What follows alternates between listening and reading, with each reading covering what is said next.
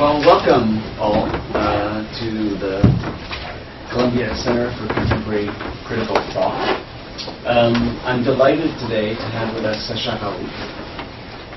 Sacha is brilliant. It's not good to start strong. You can only go down from there. Sacha was a PhD student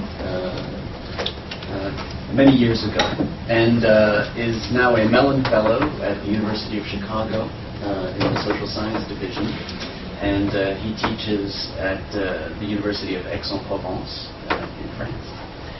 And he's spent many years working on genealogies of penal codes.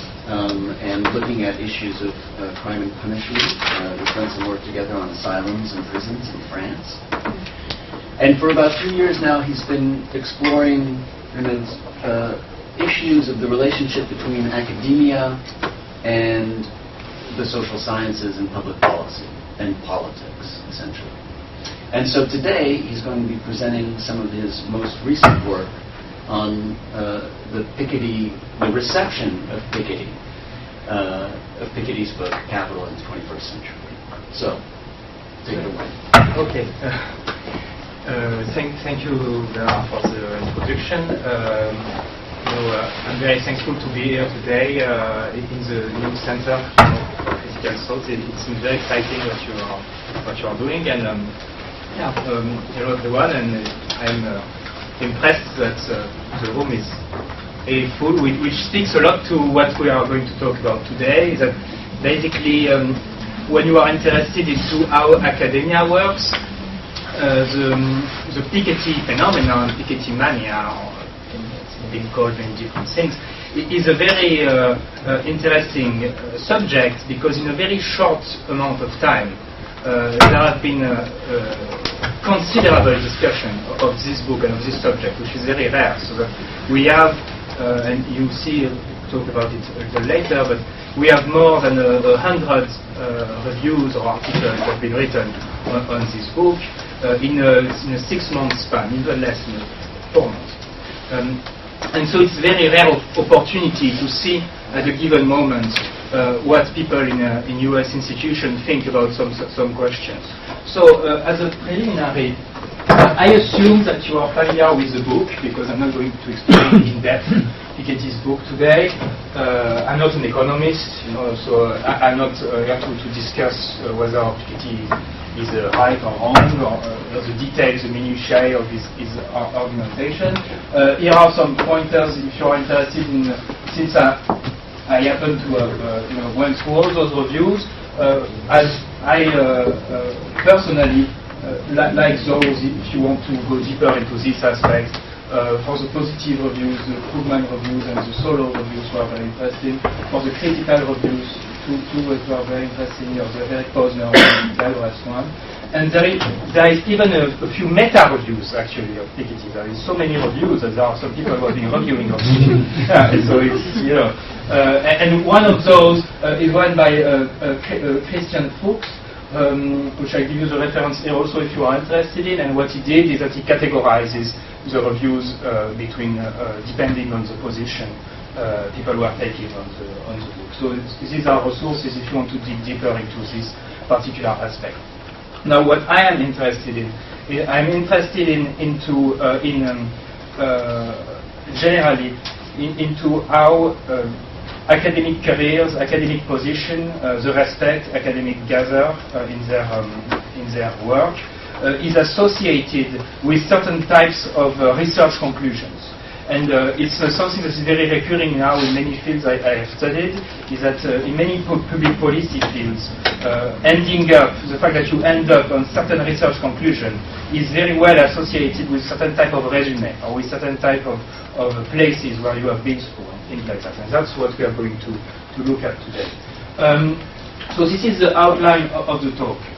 First, I'm going to tell you about the background knowledge, the informed knowledge I have found about this problem in general. And the main thesis is that taking a position on a polarized question in public policy research is generally associated with certain types of careers, and it's a very recurring phenomenon.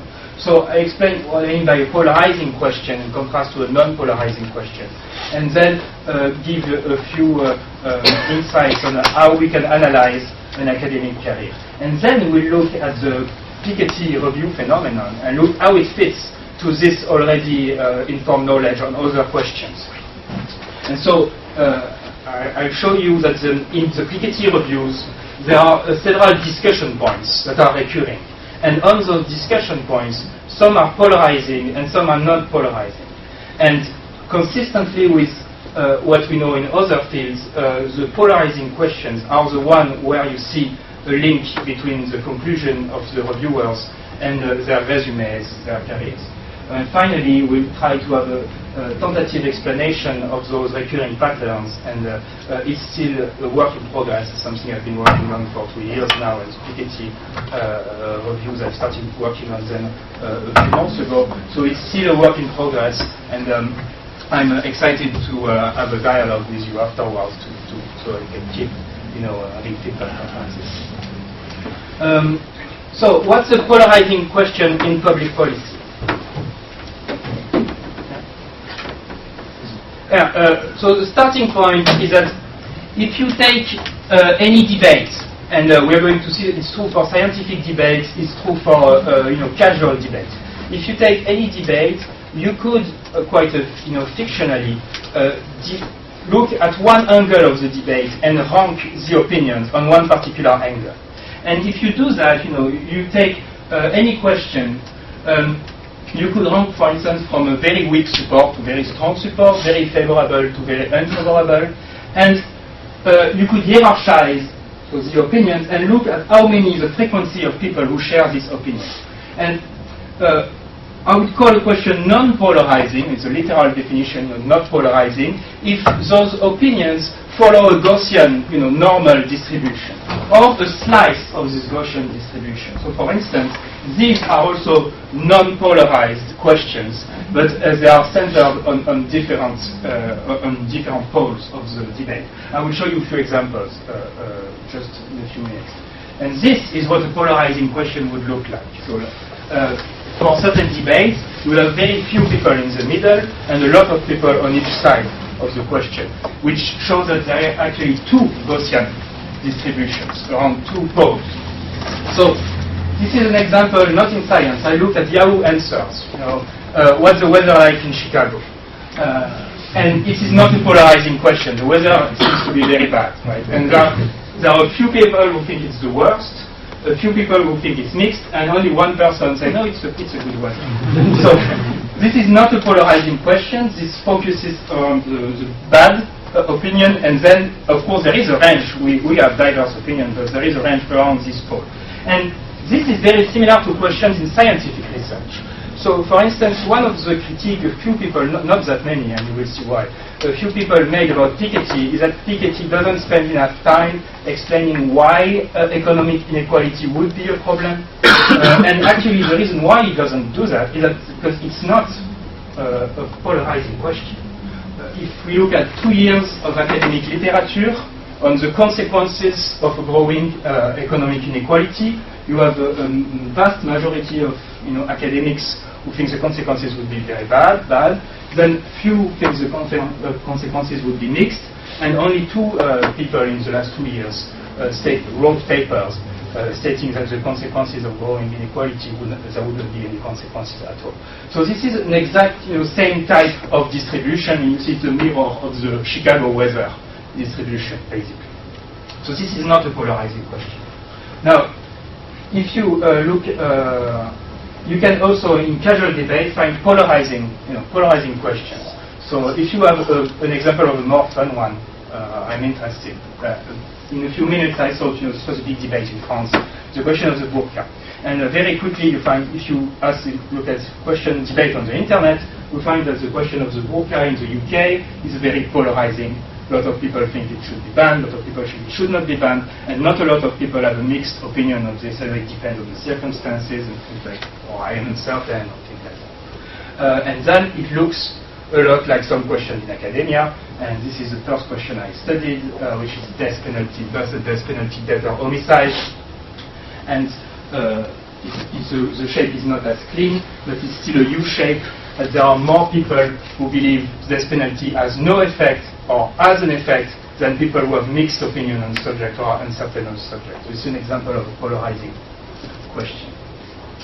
Now, in Piketty book reviews, there have been basically, I stopped at this summer, so I tried to prepare the analysis. There are still things that are being written on the book.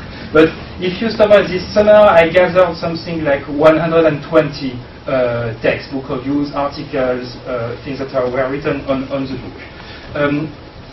They were written by about 100 people, because some people wrote several ones as responses or as precisions and things like that.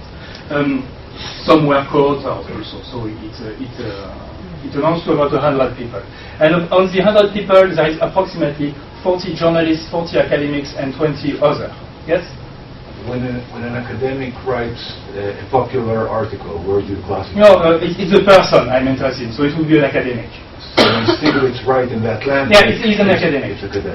Yeah. So it's not it's a very good clarification. I'm not interested in the support. I'm interested in the people. So the type of people. So how many serious academic reviews the book received? I have 40 by this summer. And since then, I think... No, but I'm talking about in academic journals. In academic journals? Yeah. In academic book reviews, you mean reviews written in academic journals? Yeah. Not that many. I think so. It takes a longer time to be published. So I think it's a handful. But many of the academics wrote into, they wrote into, how do you call it? Popular places like the New York Times, the Washington Post, things like that. And about 20 of people who are neither journalists or academics, and you have people, mostly from a research institute, think tanks, and things like that.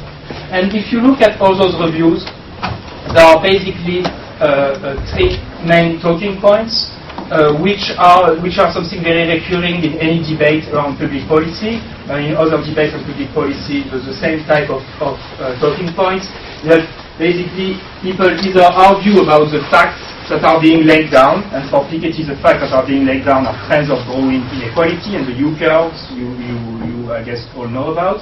Then people argue about the interpretation of the facts and the prediction of the trends, which for Piketty, the main argument is about this idea that return of capital tends to be higher than growth, and that this is a majorly perturbation in the way the system works. And finally, people tend to argue about the recommendation that the academics give after having laid out the facts, laying out the interpretation. People argue about the recommendation, and for Piketty, the recommendation are tax policies. So, first thing that is interesting, and we will focus on academia today, because I don't know a lot about journalists, it's not my field. But first thing that is interesting is that the questions are not polarized. The questions that are polarizing are not the same depending on the people that participate in them. And so journalists are not very polarized on any questions. They tend to have an homogeneous opinion with dissenters. So they tend to agree on the reviews that has been produced until this, the report, etc., produced on the book until this summer. They tend to agree on the trends of growing inequality. They tend to dignify and to laudate the idea that this is due to this RG inequality, and they tend to disagree with the tax policies, saying that they are unrealistic and things like that. And of course, that doesn't mean that there isn't a range of opinions, right? But that means that the opinions are very focused on some particular conclusion. Now, if you look at academics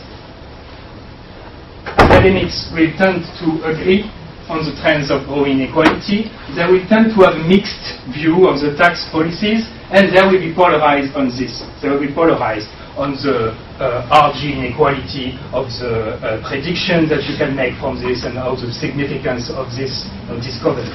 And then, but I won't go too too in-depth on it today, but for other reviewers, mostly people coming from think tanks and research institutes, it seems that there is not a lot of those people, so it's not as meaningful.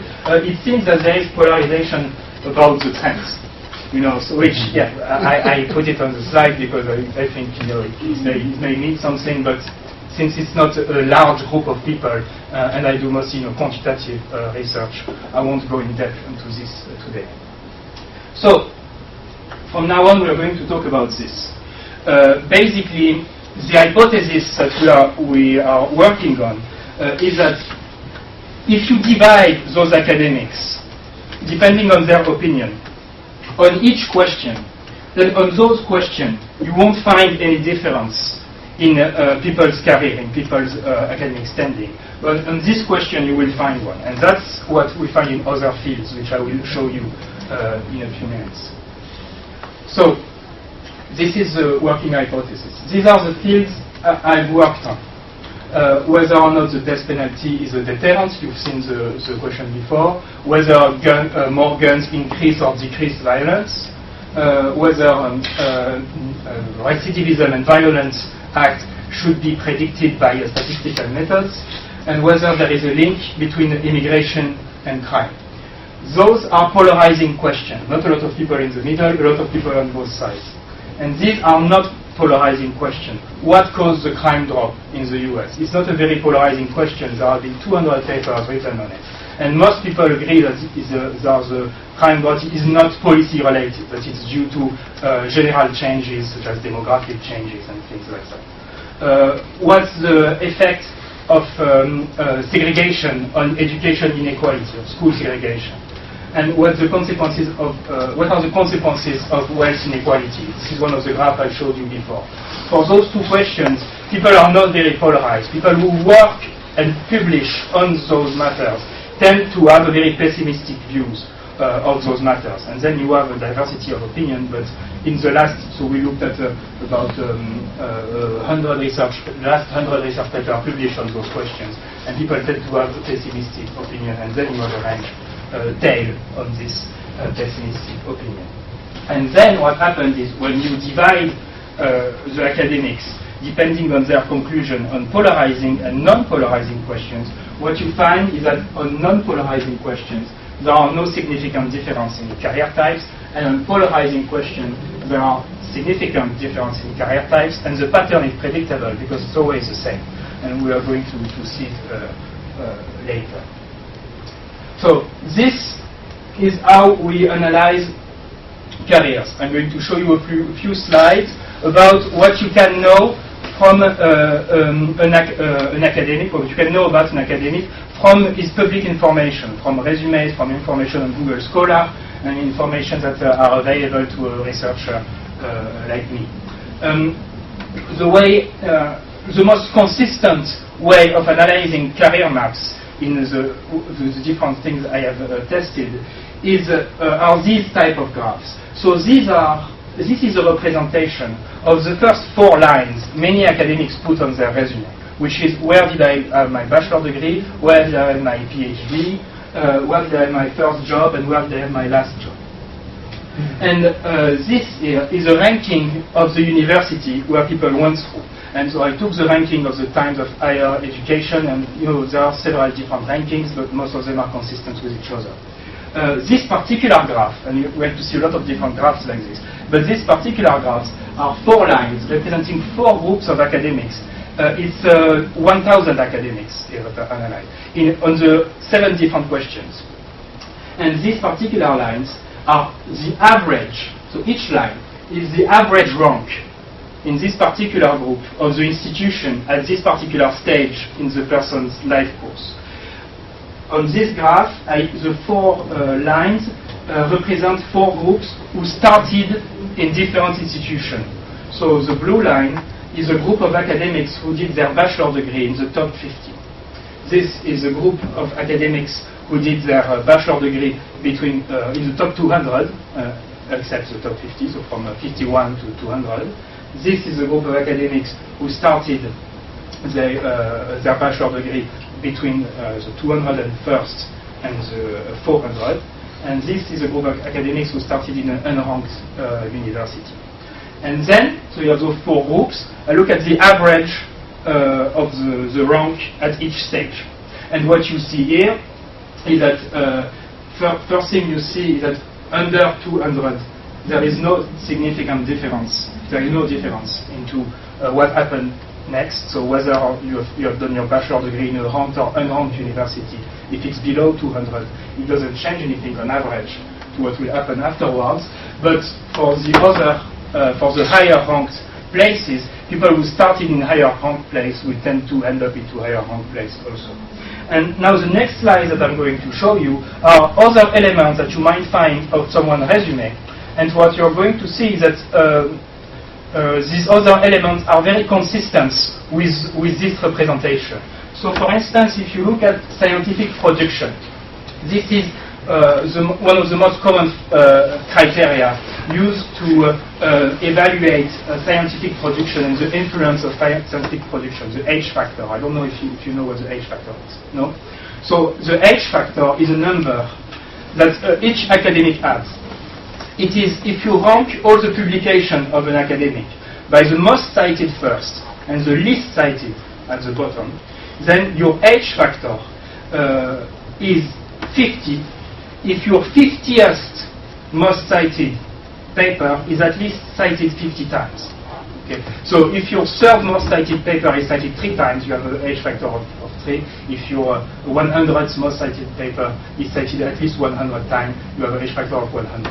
So it's one of the ways. There are many different citation metrics, but it's one of the major citation metrics that tries to gauge quantity of published papers with the influence, at least in citation networks of those papers. And if you see this, and now it's going to be very recurring in the other criteria, it's aligned with the career map representation. People with the H factor above 50 will tend to be in higher institution, and then we have a narrowing, and when you are under 10, it doesn't change a lot. Yes? Are these economists or no? scientists? Very good question. So I analyze heterogeneous fields. I'm not interested in disciplines. I'm interested in subject matters. So these are people from the subject matters I showed you earlier. So some crime subject matters, inequality subject matters. But on questions related to inequality, there are economists who work on it, but there are also people from many different views. So those are people from many different disciplines, mostly social scientists, economists, you have political science, a few law, there are even a few people in philosophy departments. It depends on the subject matter. And so if we go through other, other criteria you will find on the resume. So this is the number of published papers, which is that the cutoff is 50. Over 50, there is no impact at the end of the career. Now I have 2 graphs on financial and political ties. How some people report on their resume, they don't all do it, but they report whether their research has been financed by a public or private institution. And since some people don't have the category at all, we can't compare with people who report no financing because we don't know what it means. But for people who report some financing, then as we should expect, if you report both private and public financing, you will be on a higher career track than if you report only one or the other. And it's the same for reporting having been a consultant, either for a private firm or as a part of a parliamentary commission. So public and private, and people who report both tend to be higher. And so on this, 201 is the average higher education ranking of the last job. Group, of the last job. Yeah. So this means the people who report on their resume that they have been a consultant for both a private firm and for both a public institution, on average, tend to be in universities that are ranked 201 by the Times of Higher Education. Okay. And finally, this is also aligned with media presence. So these are from queries on Google News. We looked at whether the people were mentioned in the news and whether people have wrote an op-ed.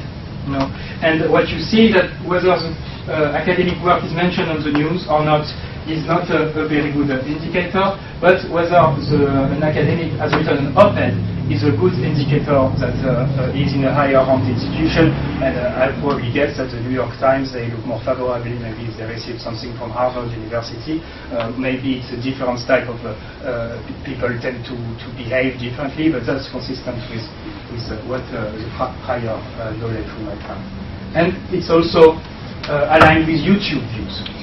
So if you look at the average YouTube views an academic has, either he has none because he has no videos, and then he would be on the lower ranked institutions, and then the more YouTube views an academic would have, the higher he would be in this institution. And you see it in the end and you see it in the beginning.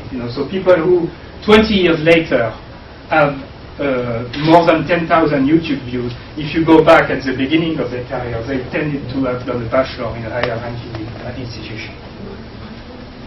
So now we have this, and now we look at classifying people by research conclusion and not by academic criteria.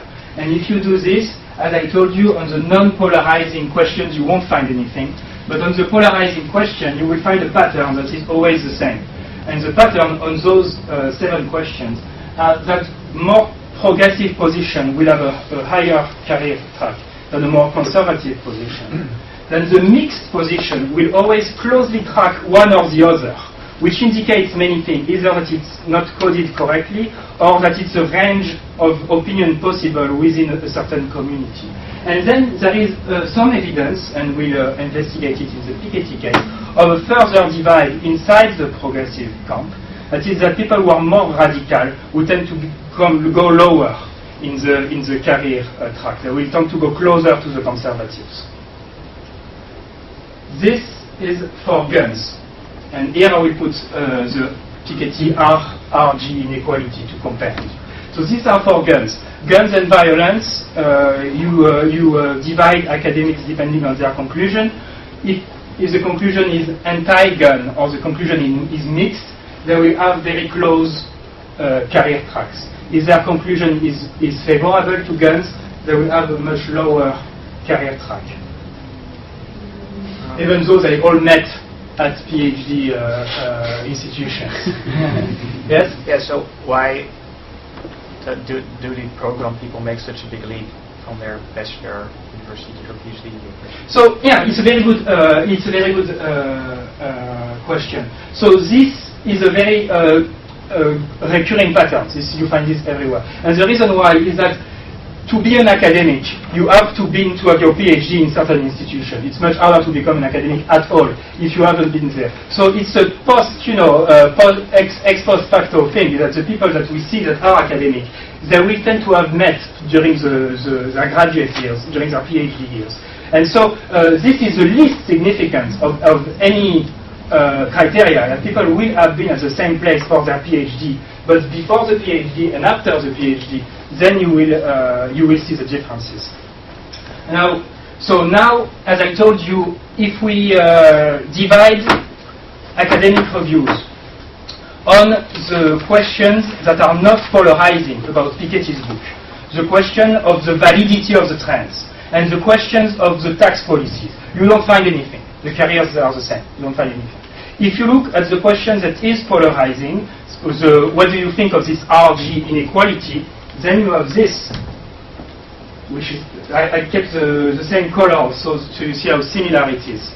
You have more or less straight line that is closely together of people who agree or have no opinion on this inequality, and then people who disagree have this arc that you see the same kind of shape.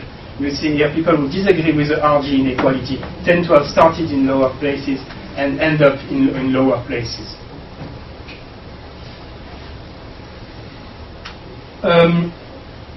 This, as I told you, those career maps, they are good indicators of the other aspects of the resume.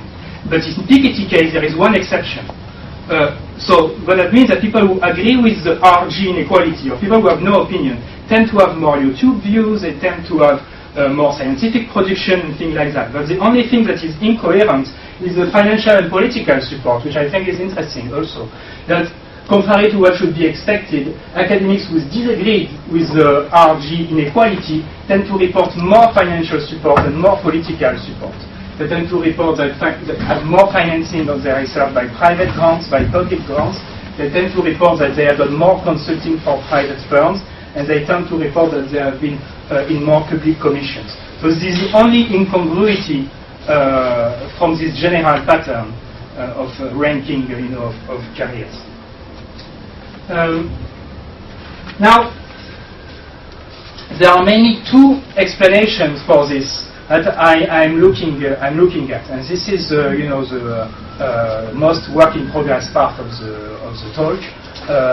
Since the main idea is that I try to make sense of Piketty reviews as one example of a wider phenomenon, and the two main explanations I am investigating is one, career as a proxy for demographics. That is, that successful careers are not by the same type of people than less successful careers. And since demographics are a predictor of other aspects which may tie to a financial, to a political opinion, this may be one track, and I will show you why I think it's a promising track, even though it doesn't work good for this project. Then the second one, which is more interesting for the Piketty case, is careers as indicator of belonging to certain research communities. Basically, the reason why this result is tied to polarizing questions, I think, is that basically those two Gaussian curves you see around certain questions are indicating that you have two communities who communicate with each other. And in those cases, then you will see that in general one community would be Ivy League academics, and another community would be other academics. And so that is the second tentative explanation we'll look at today. So career as a proxy for demographics. The reason why I think this may be promising for all those different questions is that there are strong results that indicate something in that vein. The idea is this. This is the electoral map of the US, right, for the last 4 presidential elections.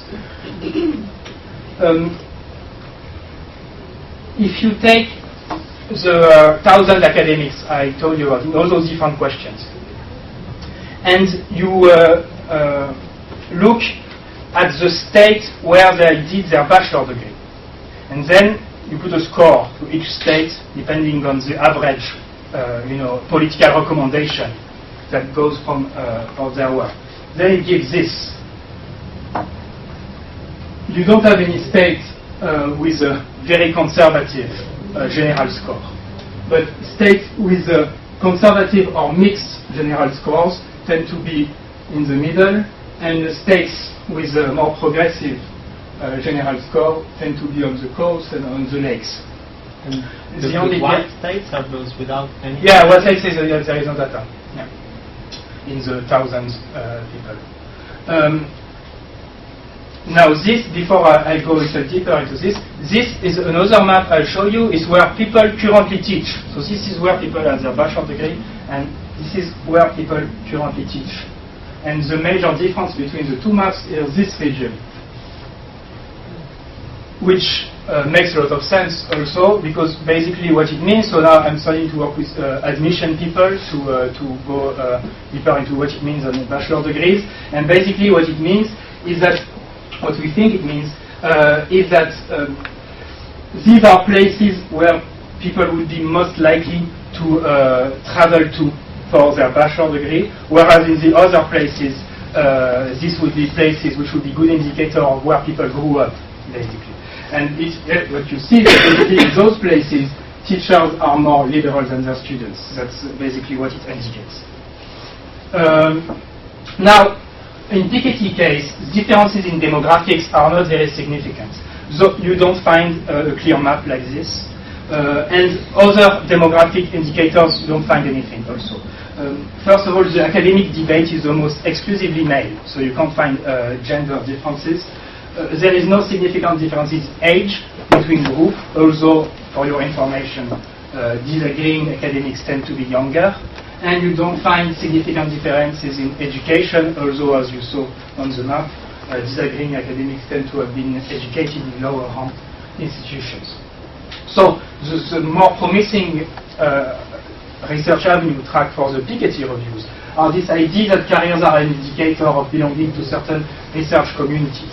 And what we find in other areas is that basically the debate in top schools tend to be more homogeneous, which is an indicator that people dialogue together, that there is a high degree of scrutiny, and so that you have to accept certain, to participate in the debate, you have to accept a certain number of things, and you have to respond to a certain number of things. Whereas in lower rank school, the debate is more heterogeneous, which is consistent with this idea that there is less scrutiny, that people would tend to diverge with a higher range. And if we look at the Piketty reviews, and what we see that half of the academic reviews emanate from the top 40 schools. Now, the strongest support for Piketty, as you can guess with the other graphs, it comes from a part of this group. And then disagreement with the Piketty, with the RG inequality, it comes from the other part of this group, and from most of the other academics. And when you go a little deeper, what you realize that in top schools, whether you agree or not with the RG inequality, the debate is very similar. Debate tends to focus on the way to give to certain oversights in Piketty's work. And two major ones are, one, how does the story of the US super managerial class fits with the RG inequality theory? This is the first problem that tends to be discussed in this system, in this community. And the second question is the assumption about savings. Doesn't Piketty have two strong assumptions that people will save a lot of money, and that this thing will create a growing intergenerational inequality? And what's very interesting is that whether the author considers that these oversights are detrimental or not detrimental to Piketty's point, this is what's being discussed here. And actually, I was very shocked to see that when I came back to, so I did review first, then the book, then the review again. And first, what you realize that a lot of people have missed some chapters in the book. Long, so it's a very common thing that everyone who has been 5 years in research knows that. It's very frustrating when people review a big work you've done and they ask a question that is a chapter of the book. And it happens here too. But what was very interesting when I came back to the review is to see that from someone like Krugman, someone like Eric Posner, the points that are being debated are very similar. And a lot of the argument that is being made is made, along one another, until a certain point where the positive review will say, but this is not that important. This will warrant further precision or something like that. Whereas the disagreeing reviewer will say, and that puts a dent in the theory doesn't mean anything because of that. So what you see that although in this community you would have half and half, people in the end into the thumbs up or thumbs down, basically, thing you would look at the end of the review if it was in USA Today. The type of dialogue people have is very compatible with one another. It is made so that they can discuss with one another. And then what that suggests is that these parameters of the dialogue only allow for certain conclusions in the end. Right? Whether if you look at the lower rank schools, what you find is that authors tend to reject Piketty's approach and offer an alternative framework that I believe are a better fit for Piketty's data. And that goes from the Marxists to the neoliberals. That's very interesting that if you look at those different groups, it's not a political thing, because they tend to be in the same kind of places, and they tend to have the same type of careers, and they don't participate to this dialogue that is in the top schools because they are on different grounds. So you have the Marxist critique, which is not a critique on a particular point of Piketty. It's not a critique on the savings or on the super salaries. It's a critique of what's the best theory to approach the trends. And is this natural inequality the best theory to approach the trends? And from the neoliberal, point of view, it's also rejecting the framework as a whole. It's saying, well, why is inequality a problem in the first place? There is this review who ends with "Thou shalt not covet." Why are we susciting jealousy? And so what that shows, and again, this goes with what we. This explains pretty well the way opinions are distributed. Is that this particular way of starting the debate offers a much wider range of opinion. Yes. So now I'm a little confused. What do you mean by R greater than G? Do you mean is it true? Is it a problem, or both? Because thou shalt not covet suggests people say, I don't care if it's true or not. Even if it is true, we don't care. Yeah, so it's very rare that you will find two people asking the exact same thing about the R-G inequality. So what they are just looking for is classifying people, or whether or not they think it's a significant thing we should care about in the economic discourse or not. And some say we shouldn't care about because it's not true. Some should care, but some say we shouldn't care about it because it's not important, and things like that. So that's the question is the theme of RG inequality, and whether or not you agree that it is an important important theory. And then if you think it's not important, it could be, as you say, it could be because it's false, because there is a better theory, because it's not important, or because it's not, it doesn't have an effect, or things like that. Yes. And so this is it.